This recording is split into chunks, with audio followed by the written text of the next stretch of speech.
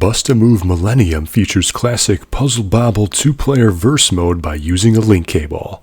It's a little weird and disappointing that it took until Bust-A-Move Millennium, a 2000 release, to be the first Puzzle Bobble game to support multiplayer on Game Boy.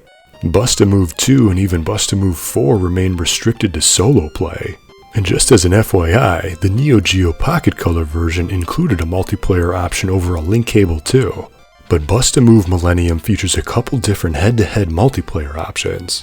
The classic verse mode sends garbage pieces to your opponent's side, and then there's an endless mode.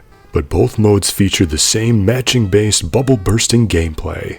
By default, there are 8 playable characters, but a secret code can be entered at the title screen to instantly unlock the bottom row for a total of 16. But other than different playable characters, which don't have much effect on actual gameplay, this is vanilla Bust-A-Move.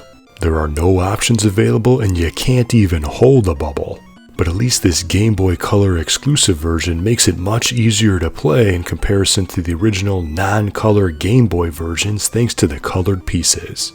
The music is okay, but it can be a little grating with longer play sessions.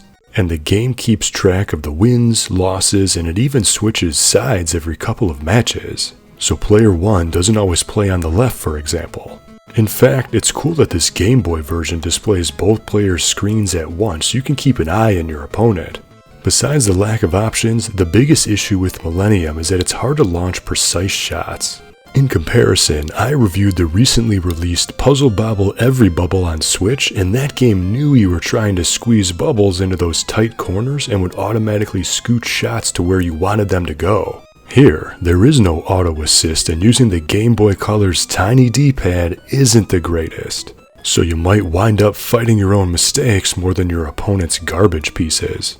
Even though it isn't the most detailed version of this classic bubble matching gameplay, Bust-A-Move Millennium is still my preferred Game Boy version simply because it offers a real-time 2-player link cable mode. And playing Bust-A-Move with a friend instead of the sometimes unfair AI is always a better time. But what do you think? Do you enjoy Bust-A-Move, or do you prefer the name Puzzle Bobble? Or what about classic Bubble Bobble? Can you keep track of all these bubble-related names? Let me know in the comments.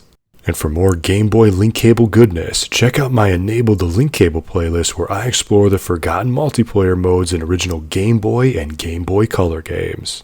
Or check out my Game Boy Advance Single-Pak playlist where I covered every game that supports this multiplayer feature by only needing one cartridge. Links will be in the description. Until next time, thank you for watching and game on!